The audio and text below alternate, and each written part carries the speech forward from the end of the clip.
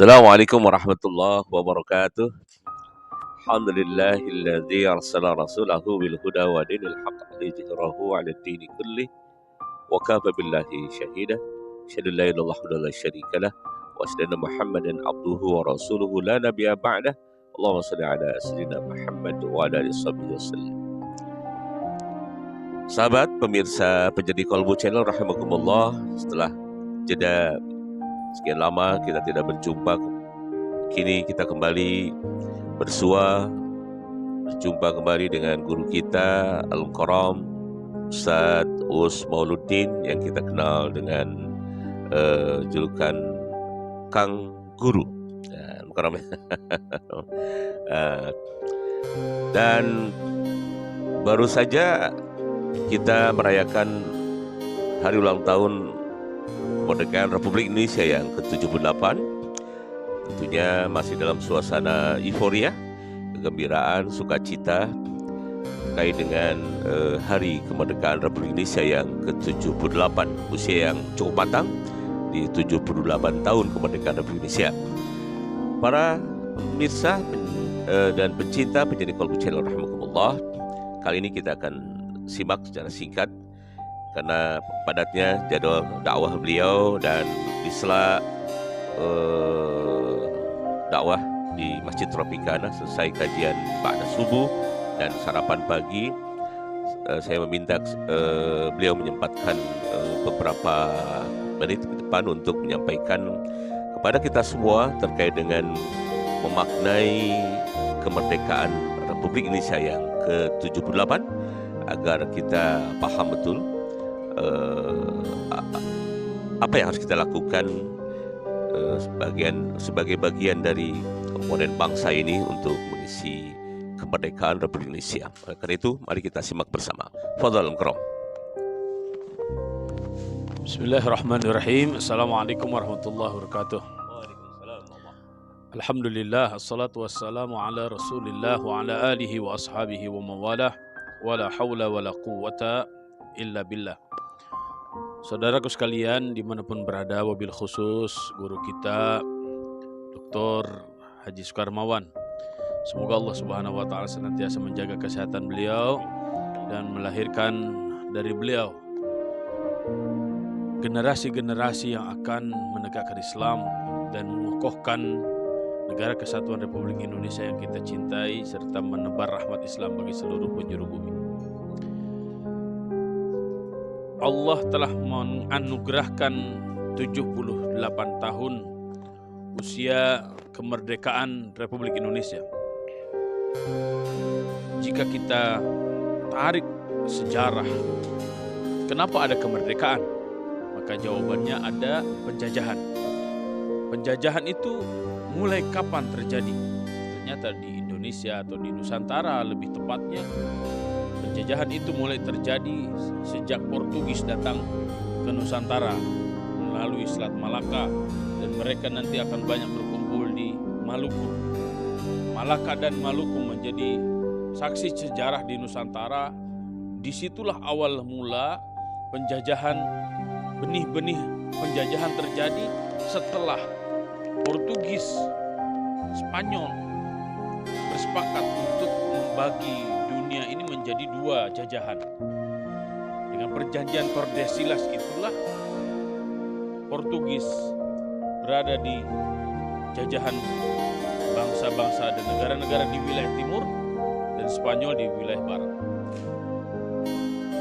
Saya ingin mengatakan bahwa sampai kapanpun umat Islam tidak akan pernah terjajah dan tidak akan pernah menjajah.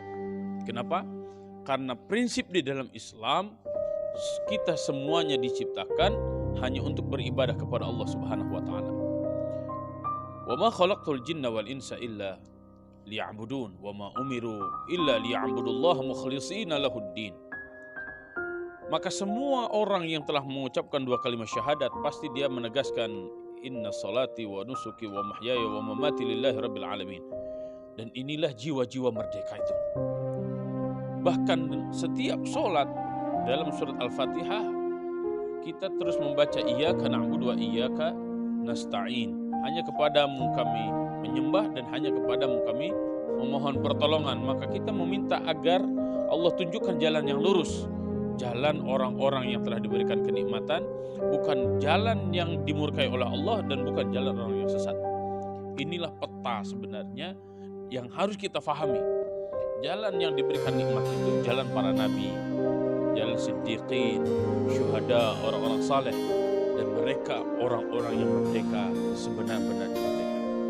Jika kita tidak menghambakan diri kepada Allah, tapi menghambakan diri kepada harta, kepada pangkat, kepada jabatan, bahkan hari ini menghambakan diri pada subscriber, menghambakan diri pada followers, justru kita akan terjajah dengan penjajahan gaya baru. Ya, banyak orang bekerja di perusahaan-perusahaan sampai berani meninggalkan sholat karena satu hal, takut dengan bosnya. Berarti dia sebenarnya sudah tidak lagi merdeka. Memang kemerdekaan negara kita sudah 78 tahun. Akan tetapi perjuangan kita sebagai umat Islam tidak boleh terhenti. Kenapa? 72% di Indonesia buta huruf Al-Quran. Berapa garis kemiskinan di Indonesia? Bahkan sangat miris, negara yang kaya raya ini tingkat bacanya 0,001%. Ini menunjukkan bahwa bagaimana mungkin kita sebagai bangsa dan negara yang besar mampu menjadi soko guru dunia. Untuk diri sendiri saja kita masih kepayahan. Maka perjuangan selanjutnya yang harus kita kokohkan adalah perjuangan pendidikan. Apa musuh kita? Musuh kita adalah kebodohan. Perjuangan ekonomi. Apa musuh kita? Musuh kita adalah kemiskinan dan kemelaratan. Perjuangan politik. Apa musuh kita? Musuh kita adalah perundang-undangan yang tidak sesuai dengan pri kemanusiaan dan pri keadilan. Perjuangan itu harus terus kita lakukan sebagai tanggung jawab kita sebagai seorang muslim dan sebagai warga negara yang baik yang harus terus mencintai negara ini dengan segenap rasa, segenap jiwa, raga, harta, bahkan nyawa. Karena sejatinya Indonesia lahir dari perjuangan para sultan, perjuangan kerajaan-kerajaan Islam, bahkan instruksi dari ulama dengan adanya resolusi jihad dari Hadratus Syekh Hashim Asy'ari dan seluruh para ulama dan para santri yang ada di Nusantara ini, sehingga Allah Subhanahu wa taala anugerahkan kemerdekaan dan perjuangan luhur dari seluruh lapisan bangsa Indonesia. Semoga di kemerdekaan yang ke-78 ini bangsa kita semakin kokoh memperhatikan kualitas pemahaman masyarakat terhadap Islam sehingga iman dan takwanya menjadi benteng utama dalam kehidupannya serta berbangsa dan bernegara. Saya pun berharap kepada Allah Subhanahu wa taala semoga seluruh umara baik yang ada hari ini ataupun para umara yang baru, karena ini kita masuk pada tahun-tahun politik, pemilihan ini dan pemilihan itu, jangan lupakan bahwa bangsa ini tegak karena darahnya para ulama dan para santri. Jangan khianati mereka, karena jika mengkhianati mereka maka diri dan bangsa ini yang akan merugi.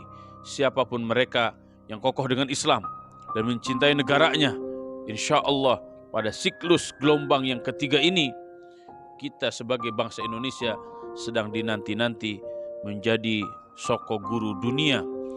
Bangkitlah wahai negeriku, bangkitlah wahai bangsaku. Sesungguhnya peradaban umat manusia di seluruh penjuru bumi sedang menanti peran kita semuanya. Barakallahu fikum. Merdeka atau menjadi syuhada. Masyaallah. Para pemirsa dan pecinta Kolbu Channel rahimakumullah, sungguh luar biasa. Boleh jadi banyak di antara kita perlu memahami tentang sekelumit tadi apa yang beliau sampaikan terkait dengan Maluku, Malaka, Spanyol dan Portugis gitu saja. Blok Barat, Blok Timur. Tapi ada tampaknya yang Spanyolnya melirik juga kembali ke timur saja, karena potensi alam yang begitu besar itu. Para pemirsa dan pecinta jadi Kolbu Channel rahimakumullah, beliau akan melanjutkan. Saya akan mohon izin kepada beliau kalau boleh, Al-Mukarram, 2 pertanyaan singkat, 2 saja. Apa yang tadi Al-Mukarram sampaikan bahwa historis kemerdekaan Indonesia itu tidak lepas dari keinginan luhur para ulama, para sultan, kerajaan-kerajaan Islam, para santri. Al-Mukarram, mohon disampaikan sebelum itu. Ini kayaknya kental sekali korelasinya dengan pembukaan UUD 45, Undang-Undang Dasar 1945, atas keinginan luhur. Kemudian juga atas berkat rahmat Allah Subhanahu wa taala. Atas ini ada 2. Atas keinginan luhur berarti para sultan, para tokoh Islam ya, para ulama, para santri, dan juga atas berkat rahmat Allah Subhanahu wa taala. Ini mohon penjelasan. Dan terakhir, tampaknya pada surah Al-Quraisy itu surah Quraisy. Pada surah ini tahu sekali ini kandungan pembukaan UUD 45 ini dengan ayat Al-Quran ini. Tafadhal Al-Karam. Ya, kita sebagai bangsa Indonesia harus jujur betapa kentalnya peran para ulama dalam menyusun dasar negara ini. Dan itu terlihat sekali jelas di pembukaan Undang-Undang 1945 bahwa kemerdekaan ini atas berkat rahmat Allah yang Maha Kuasa dan didorong dengan keinginan luhur, bahwa para pendiri bangsa ini sadar betul bahwa jika tidak ada rahmat Allah, kemerdekaan ini tidak akan kita dapatkan. Dan didorong oleh dengan keinginan luhur bahwa kemenangan itu tidak datang tiba-tiba, akan tetapi karena perjuangan. Inilah sebenarnya yang menjadi inti dari pemahaman Ahlus Sunnah wal Jamaah. Berdoa mengharap anugerah dari Allah diiringi dengan perjuangan tanpa batas. Bertemulah antara rahmat Allah dengan keinginan luhur ini menjadi sebuah kata bernama merdeka. Itu yang pertama. Yang kedua adalah apa standarnya sebuah bangsa itu merdeka dengan sebenar-benarnya merdeka. Maka surat Quraisy itu sebenarnya menggambarkan secara singkat, dan ini nanti kita bisa lihat dalam Pancasila dari mulai sila pertama sampai yang terakhir. Apa itu? Li'ilafi Quraisyin ilafihim rihlatash shita'i was sayf falyabudu rabb hadzal bait alladzi at'amahum min ju' wa amanahum min khauf. Falyabudu rabb hadzal bait. Sembahlah kalian rabb hadzal bait, Tuhan ini, yaitu Allah, menjadi ketuhanan yang Maha Esa. Ini sebagai wujud dari kefahaman dan kesadaran diri bahwa kemerdekaan ini rahmat dari Tuhan yang Maha Kuasa, Allah Subhanahu wa taala. Alladzi at'amahum, yang telah memberikan makan. Ya, kita disyariatkan untuk berusaha mencari makan apa yang halal dan thayyiban. Min ju'in, tidak ada kelaparan, artinya sejahtera masyarakat itu. Disinilah harus ada persatuan, ya, usaha yang terpuji. Kemudian tidak ada masyarakat yang miskin, ya, minju wa amanahum, dan berikan keamanan, min khauf, dari rasa kekhawatiran, dari rasa ketakutan. Nah, inilah poin-poin yang nanti diaplikasikan oleh para ulama, diantaranya yang menjiwai Pancasila itu. Sehingga saya ingin mengatakan Pancasila, Undang-Undang 45 dan Pancasila itu adalah hadiah terindah dari umat Islam untuk bangsa Indonesia. Bahkan saya ketika menelusuri kata-kata NKRI harga mati itu dari siapa, maka saya dapatkan dari guru-guru saya yang menceritakan bahwa kata tersebut keluar dari Perdana Menteri Indonesia, Allah yarham, Buya Dr. Muhammad Natsir. Beliau menegaskan kepada seluruh murid-muridnya, NKRI harga mati. Kenapa? Karena sebelum mosi integral Natsir, Nusantara ini dikenal dengan RIS, Republik Indonesia Serikat. Jika RIS terus-menerus dijadikan sebagai landasan bernegara kita, maka akan muncul negara-negara kecil yang satu dengan yang lainnya bisa jadi terjadi konflik antar suku, antar daerah sebagaimana yang terjadi di Eropa yang memicu Perang Dunia I dan Perang Dunia II. Maka dengan mosi integral Natsir, beliau menegaskan NKRI, Negara Kesatuan Republik Indonesia, harga mati tidak boleh kembali kepada RIS atau kepada bentuk yang lainnya. Sehingga dari Sabang sampai Merauke seakan-akan butiran-butiran tasbih yang dirangkai menjadi sebuah negara besar, bangsa besar bernama Indonesia. Bangsa dan negara kita sudah besar secara teritori, maka yang harus kita kembangkan adalah jadikan jiwa-jiwa dan pikiran-pikiran kita menjadi jiwa-jiwa dan pikiran-pikiran besar yang hidup kita bukan hanya untuk makan dan minum, akan tetapi hidup kita untuk menyebarkan Islam sebagai rahmat bagi semesta. Demikian Pak Dokter, semoga bermanfaat, semoga bertemu lagi di lain kesempatan. Wallahu a'lam bishawab. Assalamualaikum warahmatullahi wabarakatuh.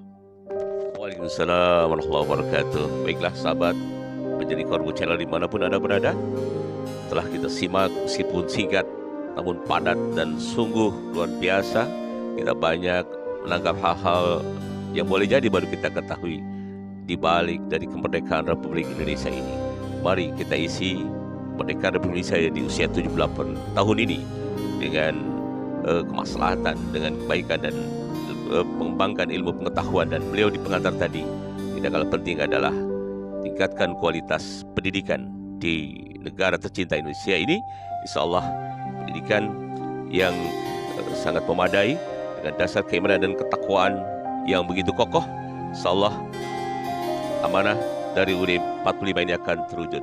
Kita mukarram ya, tentunya dengan kepemimpinan yang insya Allah pada 2024 yang akan datang kita song-song akan membawa bangsa Indonesia menjadi bangsa yang disegani di tingkat internasional atau di dunia. Insya Allah ini akan bisa kita wujudkan bersama.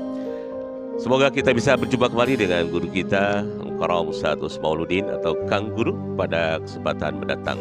Akhirnya saya berdua menutup pertemuan pada kali ini. Wallahul muwafiq ila aqwamit thoriq. Wassalamualaikum warahmatullahi wabarakatuh.